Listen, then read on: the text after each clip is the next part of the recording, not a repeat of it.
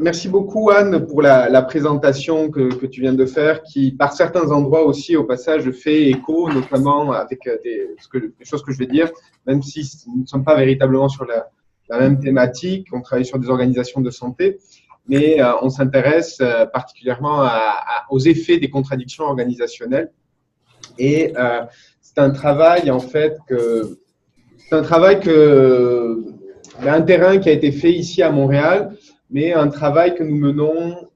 d'analyse que nous menons en fait avec Hélène, qui est en train de me contrôler le temps, et Laurent Morillon, qui, je suppose, est à Toulouse en ce moment. Donc voilà, en fait, nous sommes en fait sur un projet de changement organisationnel, d'implantation du dossier patient. Et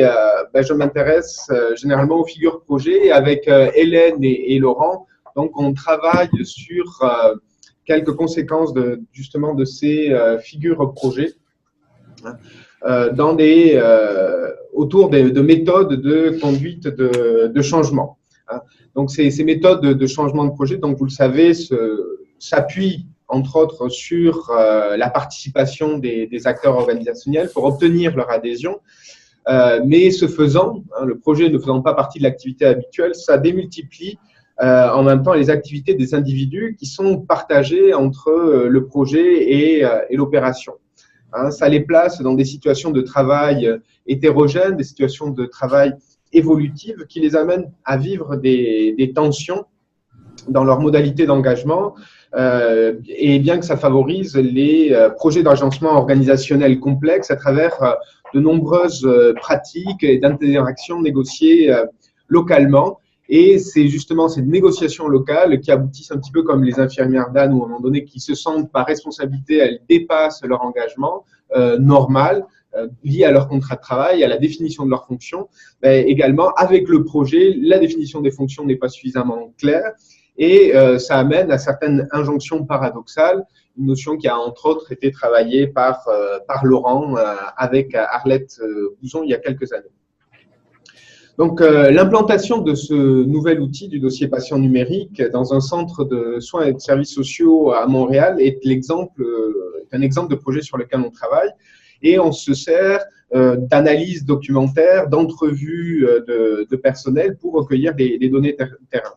Et on constate donc que le projet cherche certes à rationaliser et à standardiser ces modalités d'interaction à travers un processus de coopération spécifique qui va être délimité dans le temps. Alors ce processus implique des temporalités différentes qui sont liées au projet et à l'opération, et amène des perturbations dans l'activité du personnel, et donc qui gère des contradictions au point que certains perçoivent une dégradation de leur activité, et voire même, donc il y a une dégradation de l'activité, mais une des choses qui m'intéresse particulièrement et qu'on va chercher à regarder, c'est comment ces activités même peuvent être amenées à disparaître, et comment des personnes qui sont dans le projet viennent à contribuer à la disparition de leur propre activité par l'intégration dans les systèmes d'information. Donc le personnel soignant va se trouver confronté à la fois à la nécessité de suivre les patients avec leurs dossiers, les propres dossiers, de laisser ces mêmes dossiers, par exemple, partir à l'extérieur du centre de soins pour être numérisés. Et ces mêmes exigences déjà créent, par exemple, ici une tension, une contradiction par rapport à leur responsabilité donc vis-à-vis du projet, vis-à-vis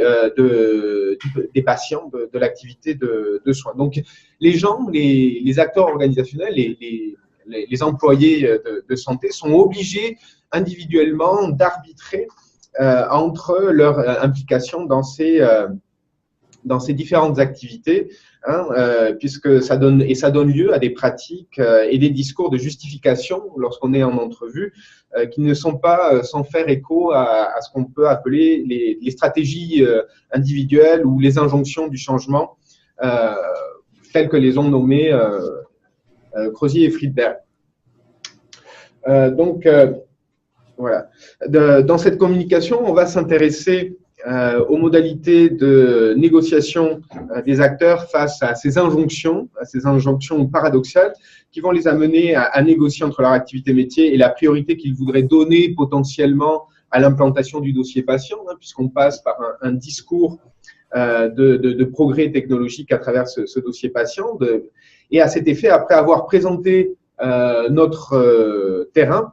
notre méthode, on va s'attarder sur deux injonctions et comment est-ce qu'on pense ces deux injonctions que subissent les employés lors de ces contradictions organisationnelles et de voir comment est-ce qu'ils vont tenter de les résoudre. Alors, on est dans une question on travaille avec une étude de 2 cas où on considère que l'amélioration des processus dans les organisations de santé est le paradigme dominant dans la plupart des pays, notamment des pays de l'OCDE, qui sont impliqués là-dedans. Et le Québec ne coupe pas à ce type de logique, puisque les réformes dans le milieu de la santé vont céder ici aussi à une forme d'utopie technologique qui, en privilégiant notamment une meilleure intégration des technologies de l'information, vont améliorer le processus. Alors, on pourrait dire, je cite Kolotner, que le modèle de l'avenir est centré sur la personne, sur l'optimisation de la santé par la prévention. Il favorise l'autogestion de la santé par le soutien à la santé, la commodité des soins par des innovations comme la télémédecine, le télémonitorage et la coordination des soins prodigués dans de multiples endroits. Or, la réussite de ce virage passe nécessairement par les TI. Donc, on sent bien justement cet idéal technologique qui est ainsi exprimé et qu'on retrouve en fait dans les documents et les politiques du gouvernement du Québec pour qui l'informatisation s'inscrit pleinement dans cette approche comme un vecteur de rationalisation organisationnelle, d'amélioration de la productivité. Et c'est ce qu'on retrouve en fait dans le plan d'affaires du gouvernement du Québec dès 2007, où dans la direction des communications du ministère de la Santé et des Services sociaux s'appuie sur ces démarches-là pour inciter les différentes autorités régionales à porter des projets d'informatisation dans différentes organisations de santé. Alors, les établissements de santé travaillent à se les approprier, c'est-à-dire qu'il y a des problématiques qui sont liées aux hôpitaux et il y a des problématiques qui sont liées aux centres de soins et de santé qui nous ont intéressés plus particulièrement. Donc, et les choix de l'informatisation et de la mise en réseau comme piste de solution à la crise des systèmes de santé va donner lieu à des débats sur des thèmes de rationalisation, de standardisation, vous les connaissez bien, de rentabilité des activités de soins, on a parlé de la question de la valeur tout à l'heure, de la continuité des soins, de l'accessibilité à l'information avec des corollaires autour de la sécurité de l'information ou de l'informationalisation forcée de la santé. Là aussi, Anne l'a évoqué tout à l'heure. Donc, le projet dossier qui s'appelle Dossier Santé Québec, ici, s'inscrit dans ces réflexions et cherche à favoriser la place d'un outil qui permettra de rendre accessible électroniquement aux professionnels de la santé habilités certaines informations cliniques pertinentes pour le suivi et la prise en charge des patients, quel que soit le lieu où le patient recevra des services de santé à travers le Québec. Donc ça, c'est une citation d'un des documents du ministère de la Santé. Alors, ce dossier de santé va relever donc de nombreux enjeux d'informatisation dans les établissements de santé, de questions de structuration, de réorganisation des processus et surtout, donc, ici qui nous intéresse, des pratiques professionnelles et des professions elles-mêmes qui sont impliquées dans ces projets de soins. Et on s'intéresse plus particulièrement à un système qui s'est appelé OASIS, donc Architecture ouverte de l'information clinique. Donc, notre accès au terrain, comme je vous le disais déjà, se fait après le déploiement d'un dossier patient numérisé. Et nous sommes dans les premières étapes ici de ce dossier patient, OASIS, et nous nous intéressons en fait au plan de communication concrètement et en fait la façon dont il porte les discours institutionnels comme individuels des usagers autour du déploiement de ce système. Donc, c'est une étude, donc je disais d'entrevue, une étude documentaire, des outils de communication, d'accompagnement du changement, préparés par la direction de l'organisation avec laquelle nous avons travaillé. Les entretiens semi-dirigés que nous les avons utilisés pour recueillir des informations complémentaires, les faits et surtout donc les opinions des acteurs, leurs analyses personnelles dans une démarche aussi qui n'est pas sans rappeler en fait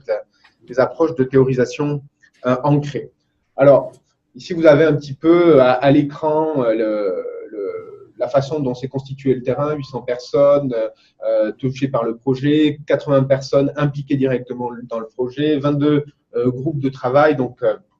je vous épargne le détail. Et on est allé, donc, on a segmenté la population que nous avons vue à travers donc différents types d'usagers, comité de direction du projet usager, administratif, la même chose, mais côté clinique. On a travaillé avec les gens plus directement impliqués dans les comités de processus et on a également cherché à travailler avec les usagers hors projet de façon générale.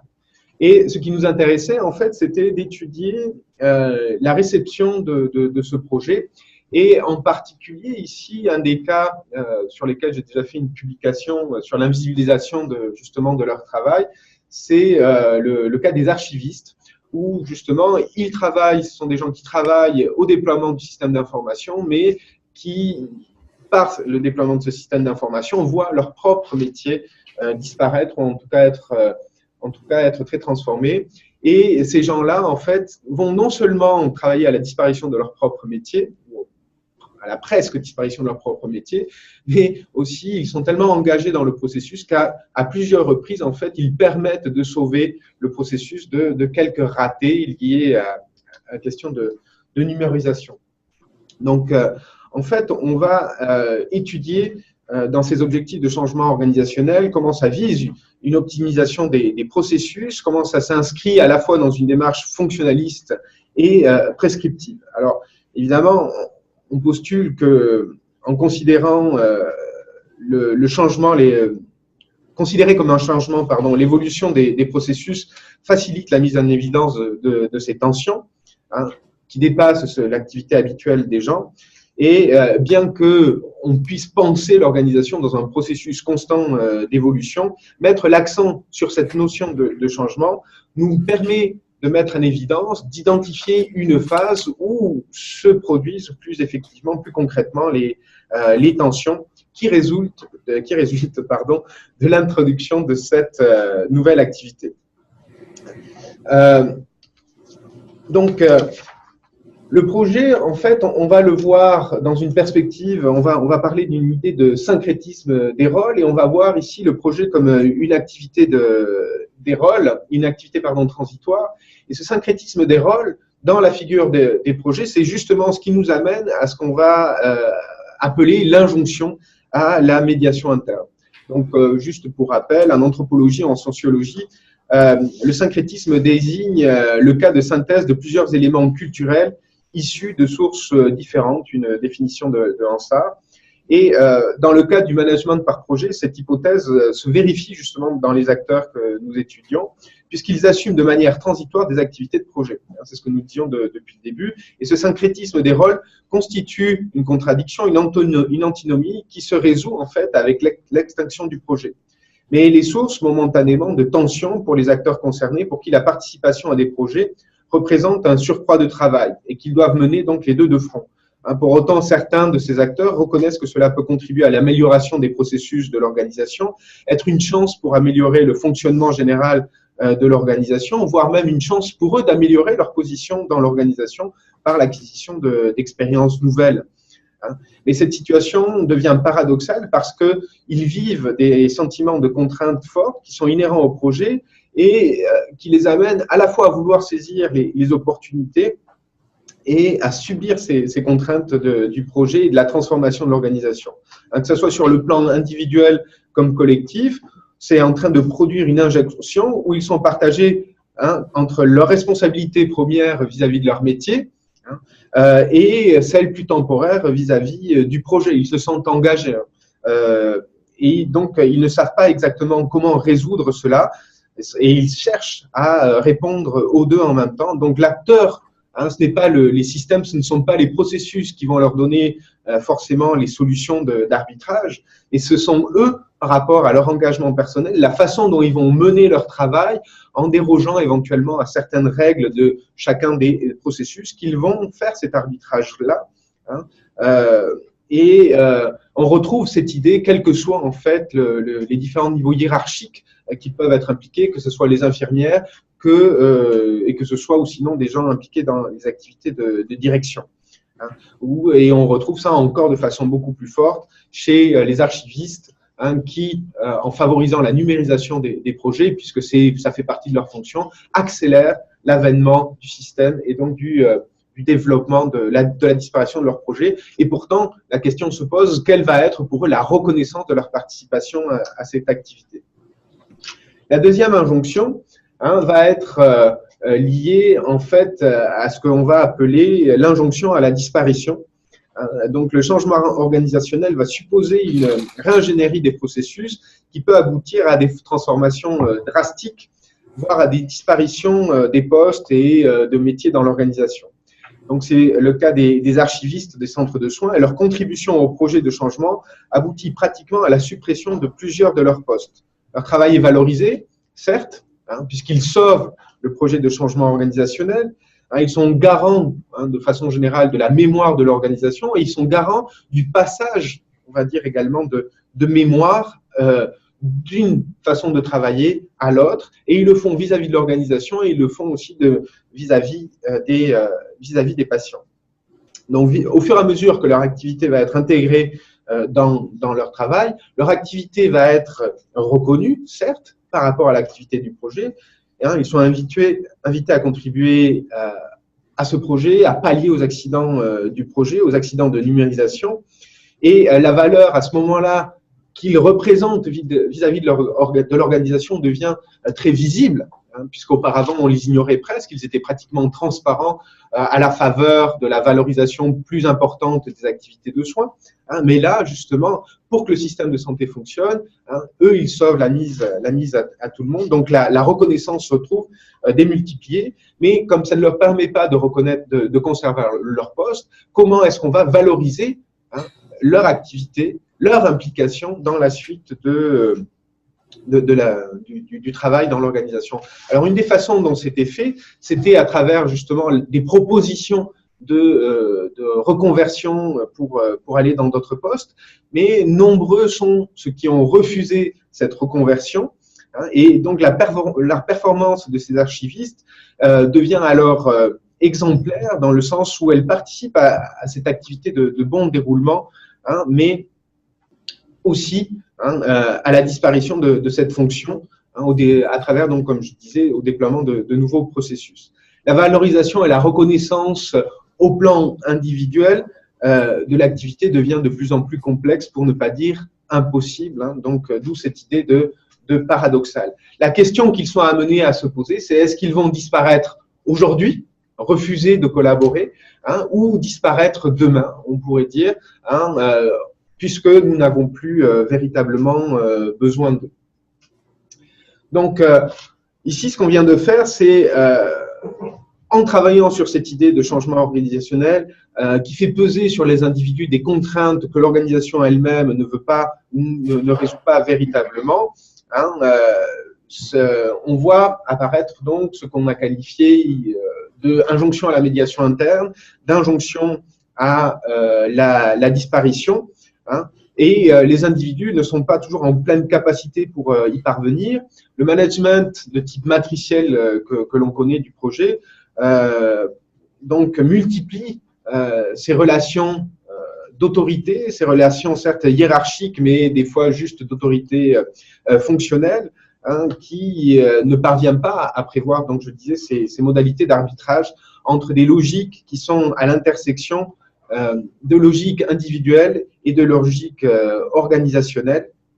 Hein. Et je pense que le cas de l'adoption du dossier patient numérique est vraiment exemplaire pour souligner en fait ces deux contradictions. Hein. Donc, injonction de médiation interne, qui est caractérisée, pour donner une définition, par des modalités de management qui ignorent souvent les contradictions auxquelles sont soumis les employés et qu'ils doivent résoudre au risque de se mettre en faute, hein, en faute par rapport à leur travail, donc en faute professionnelle. Et le deuxième type d'injonction, hein, qui va fonctionner parce qu'elle se fait sous couvert de progrès organisationnel, hein, donc de discours du progrès technique, qui oublie en fait les contraintes ou le progrès individuel au profit du collectif, hein, de manière, somme toute, quelque peu cynique, hein, puisque les agents sont amenés à contribuer à leur propre disparition dans l'organisation. Donc, c'est un petit peu ce qui conclut les deux idées qu'on voulait vous proposer aujourd'hui, hein, donc avec Hélène Romeyer et Laurent Morillon. Merci. Merci.